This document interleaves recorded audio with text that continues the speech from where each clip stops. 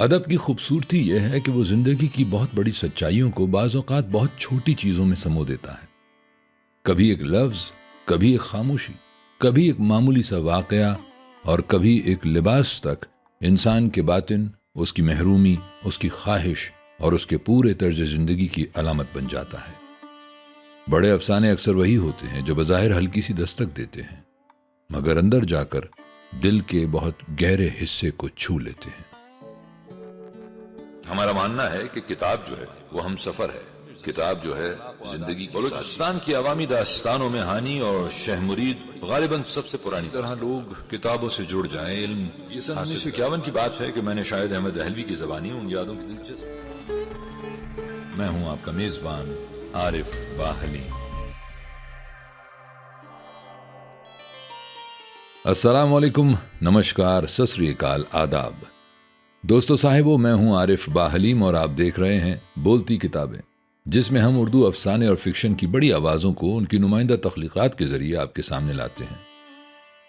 आज हम जिस अफसाने का जिक्र करने जा रहे हैं वो ग़ुलाम अब्बास जैसे मुनफरिद और बारीक बीं अफसाना निगार की एक ऐसी तख्लीक़ है जिसमें ज़िंदगी की सादगी भी है, उसकी चुभन भी, और इंसान के अंदर छुपी हुई वो खामोश ख्वाहिश भी जिसे वो अक्सर ज़बान नहीं दे पाता। और वो है ग़ुलाम अब्बास का अफसाना ओवरकोट। ओवरकोट महज एक लिबास की कहानी नहीं, ये एक ऐसे इंसान की कैफियत का बयान है जो जिंदगी के आम से हालात में जीता है, छोटी छोटी ज़रूरतों के साथ निभाता है और अपनी खामोश ख्वाहिशों को दिल ही दिल में उठाए फिरता है। इस अफसाने में ग़ुलाम अब्बास ने जिस सादगी और फनकाराना ज़ब्त के साथ इंसानी नफ्सियात और माशरती हकीकत को पेश किया है, वो इसे महज एक वाक़या नहीं रहने देता, बल्कि एक ऐसी कहानी बना देता है जिसमें हम अपने माशरे के बहुत से चेहरे पहचान सकते हैं।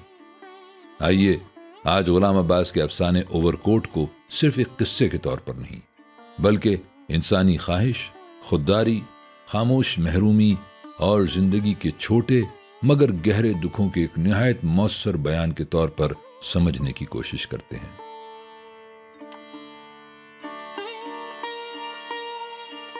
जनवरी की एक शाम को एक खुशपोश नौजवान डेविस रोड से गुजरकर माल रोड पर पहुंचा और चेरिंग क्रॉस का रुख करके खरामा खरामा पटरी पर चलने लगा।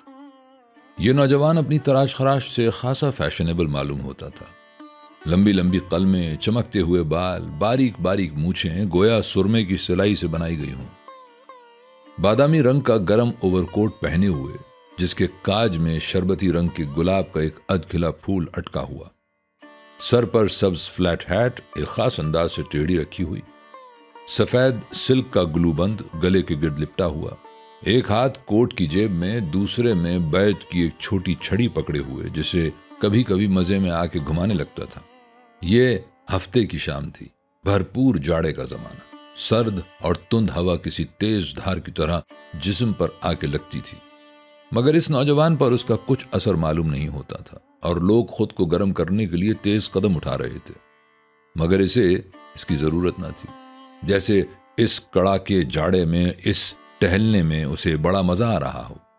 उसकी चाल ढाल से ऐसा बांकपन टपकता था कि टांगे वाले दूर ही से देखकर सरपट घोड़ा दौड़ाते हुए उसकी तरफ लपकते, मगर वो छड़ी के इशारे से नहीं कर देता। ये खाली टैक्सी भी उसे देखकर रुकी, मगर उसने नो थैंक यू ये कहकर उसे भी टाल दिया। जैसे जैसे वो माल के ज्यादा बारौनक हिस्से की तरफ पहुंचता जाता था, उसकी चौचाल बढ़ती जाती थी। वो मुंह से सीटी बजा के रक्स की एक अंग्रेजी धुन निकालने लगा। इसके साथ ही उसके पांव भी थिरकते हुए उठने लगे। एक दफा जब आसपास कोई नहीं था तो यकबारगी कुछ ऐसा जोश आया कि उसने दौड़कर झूठ मूठ बॉल देने की कोशिश की, गोया क्रिकेट का खेल हो रहा हो। रास्ते में वो सड़क आई जो लॉरेंस गार्डन की तरफ जाती थी, मगर उस वक्त शाम के धुंधलके और सख्त कोहरे में उस बाग पर कुछ ऐसी उदासी बरस रही थी कि उसने उधर का रुख न किया और सीधा चेरिंग क्रॉस की तरफ चलता रहा। मलिका के बुत के करीब पहुंचकर उसकी हरकत सकनात में किसी कदर मतानत आ गई।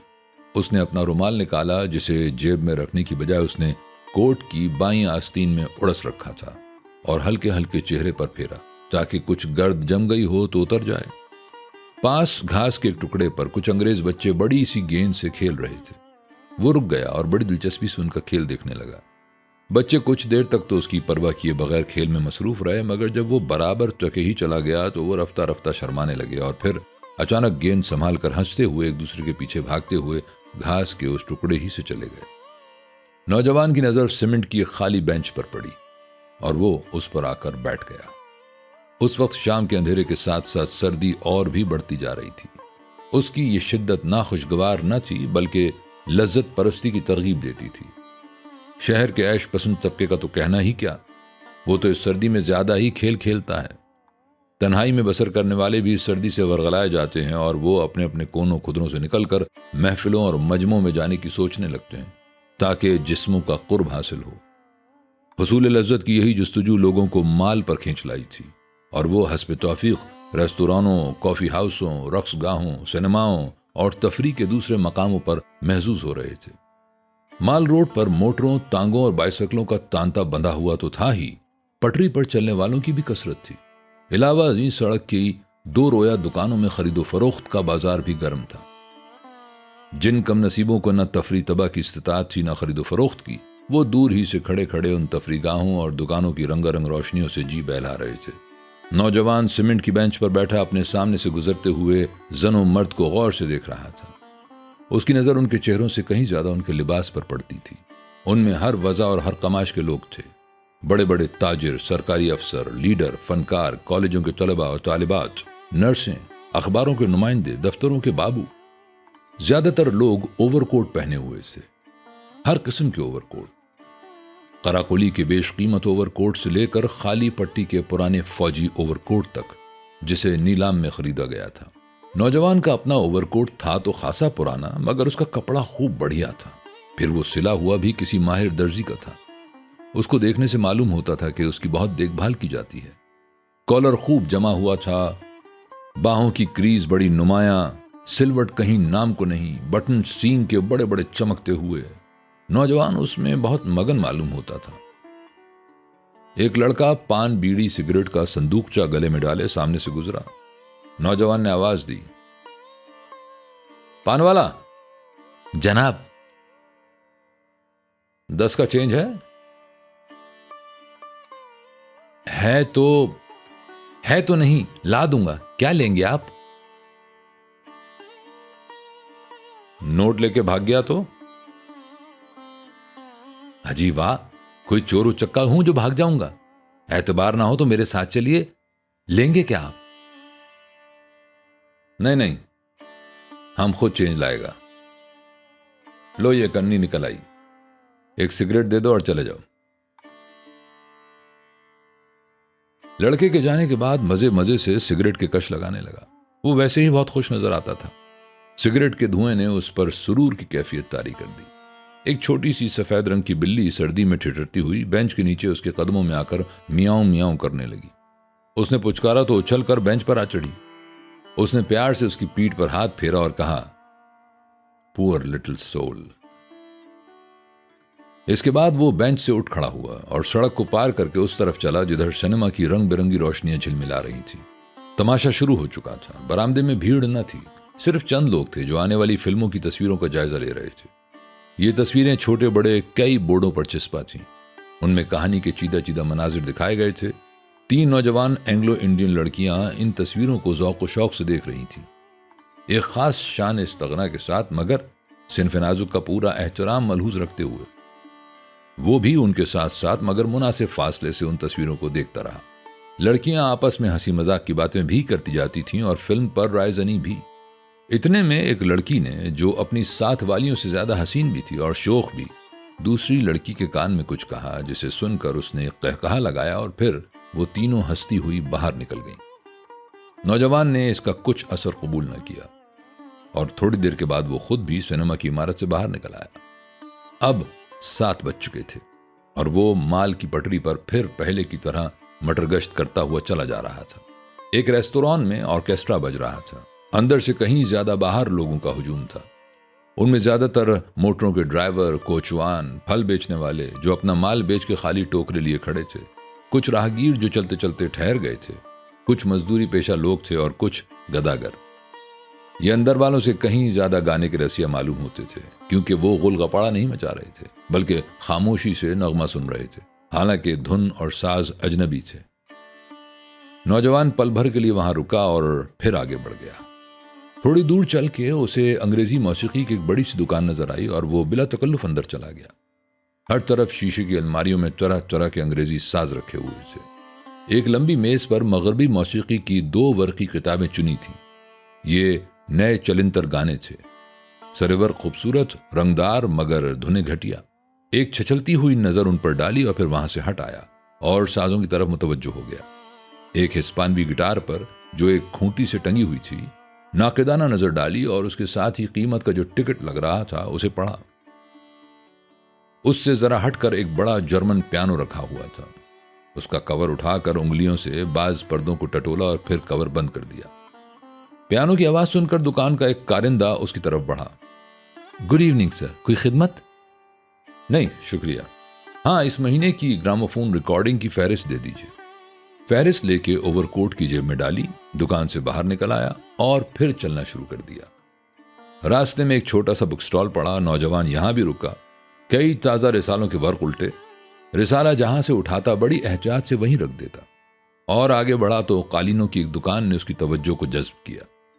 मालिक दुकान ने, जो एक लंबा सा चोगा पहने और सर पर कुल्हा रखे था, गर्म जोशी से उसकी आवभगत की।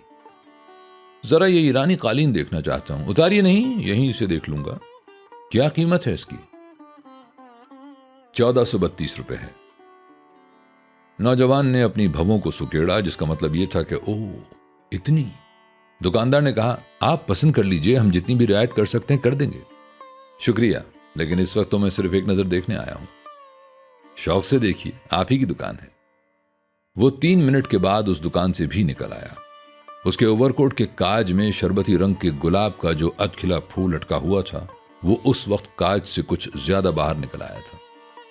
जब वो उसको ठीक कर रहा था तो उसके होंठों पर एक खफीफ और पुरस्कार मुस्कुराहट नमूदार हुई और उसने फिर अपनी मटर गश्त शुरू कर दी। अब वो हाईकोर्ट की इमारतों के सामने से गुजर रहा था। इतना कुछ चल लेने के बाद उसकी फितरी चौचाली में कुछ फर्क नहीं आया।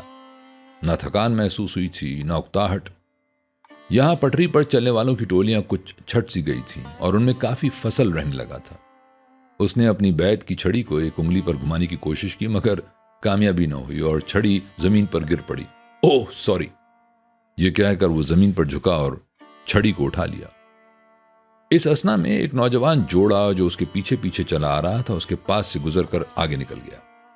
लड़का दराज कामत था और स्याह कॉर्डराय की पतलून और जिप वाली चमड़े की जैकेट पहने था, और लड़की सफेद साटन की घेरदार शलवार और सब्ज रंग का कोट। वो भारी भरकम सी थी। उसके बालों में एक लंबा सा स्याह चुटला गुंधा हुआ था जो उसके कमर से भी नीचे था। लड़की के चलने से उस चुटले का फुंदना उछलता कूदता पै दर पै उसके फरबा जिस्म से टकराता था। नौजवान के लिए, जो अब उनके पीछे पीछे आ रहा था, यह नजारा खासा जाजिब नजर था।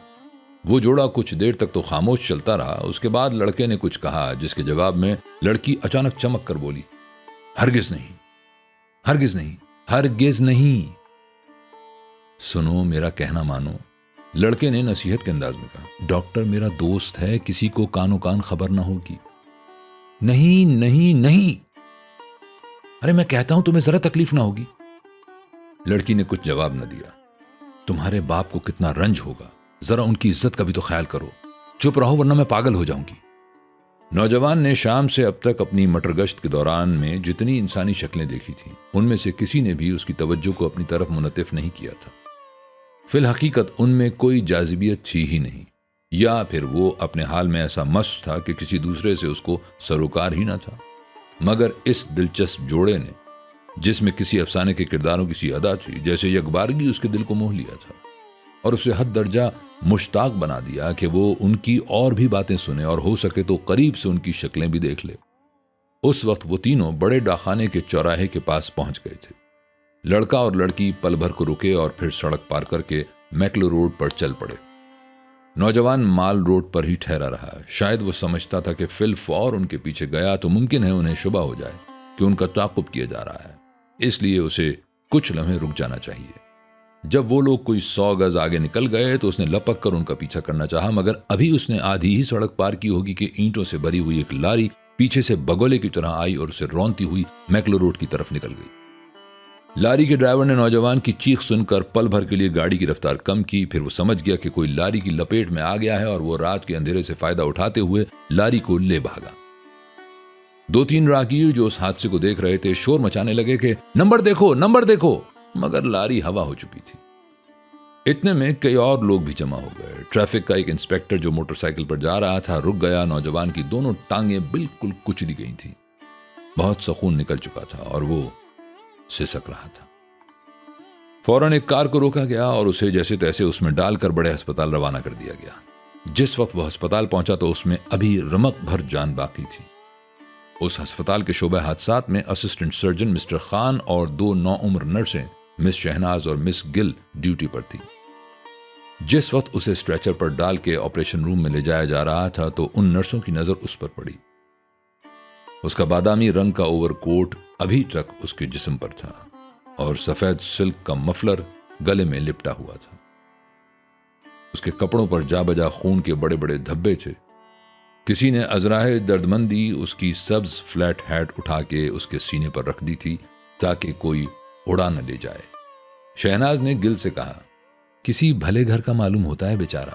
गिल दबी आवाज में बोली, खूब बन-ठन के निकला था बेचारा हफ्ते की शाम मनाने। ड्राइवर पकड़ा गया या नहीं? नहीं, भाग गया। कितने अफसोस की बात है। ऑपरेशन रूम में असिस्टेंट सर्जन और नर्सें चेहरों पर जराही के नकाब चढ़ाए जिन्होंने उनकी आंखों से नीचे के सारे हिस्से को छुपा रखा था उसकी देखभाल में मसरूफ थे। उसे संगमरमर की मेज पर लिटा दिया गया। उसने सर में जो तेज खुशबूदार तेल डाल रखा था उसकी कुछ महक अभी तक बाकी थी। पट्टियां अभी तक जमी हुई थीं। हादसे से उसकी दोनों टांगें तो टूट चुकी थीं मगर सर की मांग नहीं बिगड़ने पाई थी। अब उसके कपड़े उतारे जा रहे थे। सबसे पहले सफेद सिल्क ग्लूबंद उसके गले से उतारा गया। अचानक नर्स शहनाज और नर्स गिल ने बैक वक्त एक दूसरे की तरफ देखा। इससे ज्यादा वो और कर भी क्या सकती थी। चेहरे जो दिली कैफियत का आईना होते हैं जराही के नकाब तले छुपे हुए थे और जबानें बंद। नौजवान के गुलूबंद के नीचे नेकटाई और कॉलर क्या, सिरे से कमीज ही नहीं थी। ओवरकोट उतारा गया तो नीचे से एक बोसीदा ऊनी स्वेटर निकला जिसमें जा बजा बड़े बड़े सुराख थे। उन सुराखों से स्वेटर से भी ज्यादा बोसीदा और मैला कुचैला एक बनियान नजर आ रहा था। नौजवान सिल्क के ग्लूबंद को कुछ इस ढब से गले पर लपेटे रखता था कि उसका सारा सीना छुपा रहता था। उसके जिस्म पर मैल की तहें भी खूब चढ़ी हुई थीं। जाहिर होता था कि वो कम से कम पिछले 2 महीने से नहीं नहाया। अलबत्ता गर्दन खूब साफ थी और उस पर हल्का हल्का पाउडर लगा हुआ था। स्वेटर और बनियान के बाद पतलून की बारी आई और शहनाज और गिल की नजरें फिर बैक वक्त उठी। पतलून को पेठी के बजाय एक पुरानी धज्जी से, जो शायद कभी नेक टाई रही होगी, खूब कस के बांधा गया था। बटन और बक्सवे गायब थे। दोनों घुटनों पर से कपड़ा मसक गया था और कई जगह खोंचे लगी थी, मगर चूंकि ये हिस्से ओवरकोट के नीचे रहते थे इसलिए लोगों की उन पर नजर नहीं पड़ती थी। अब बूट और जुराबों की बारी आई और एक मर्तबा फिर मिस शहनाज और मिस गिल की आंखें चार हुईं। बूट तो पुराने होने के बावजूद खूब चमक रहे थे, मगर एक पांव की जुराब दूसरे पांव की जुराब से बिल्कुल मुख्तलिफ थी। फिर दोनों जुराबें फटी हुई भी थीं, इस कदर के उनमें से नौजवान की मैली मैली एड़ियां नजर आ रही थीं। बिलाशुबा उस वक्त तक वो दम तोड़ चुका था। उसका जिस्म संगमरमर की मेज पर बेजान पड़ा था। उसका चेहरा जो पहले छत की सम था, कपड़े उतारने में दीवार की तरफ मुड़ गया। मालूम होता था कि जिस्म और उसके साथ रूह की वरहनगी ने उसे खजल कर दिया है और वो अपने हमजिंसों से आंखें चुरा रहा है। उसके ओवरकोट की मुख्तलिफ जेबों से जो चीजें बरामद हुई वो ये थी: एक छोटी सी स्याह कंगी, एक रुमाल, 6.5 आने, एक बुझा हुआ आधा सिगरेट, एक छोटी सी डायरी जिसमें नाम और पते लिखे थे, नए ग्रामोफोन रिकॉर्डों की एक माहाना फहरिस्त और कुछ इश्तिहार जो मटरगश्त के दौरान इश्तिहार बांटने वालों ने उसके हाथ में थमा दिए थे और उसने उन्हें ओवरकोट की जेब में डाल दिया था। अफसोस कि उसकी बैत की छड़ी जो हादसे के दौरान में कहीं खो गई थी, इस फहरिस्त में शामिल न थी।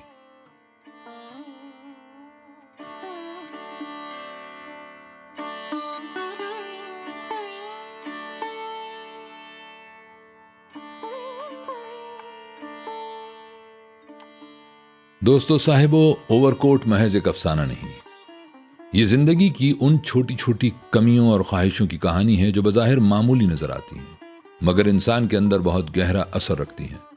गुलाम अब्बास का कमाल यह है कि वो किसी बड़े शोर, किसी गैर मामूली वाक़े या किसी बुलंद आहंग बयान के बगैर भी ऐसी फ़ज़ा पैदा कर देते हैं कि कारी खामोशी से उस कहानी के साथ जुड़ता चला जाता है।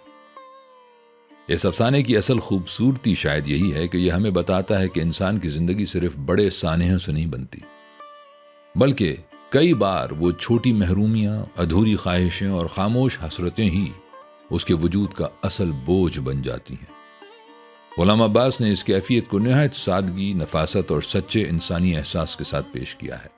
ओवरकोट हमें यह भी सिखाता है कि बड़ा अदब वही है जो आम जिंदगी में छुपी हुई गैर मामूली मानवियत को पहचान ले।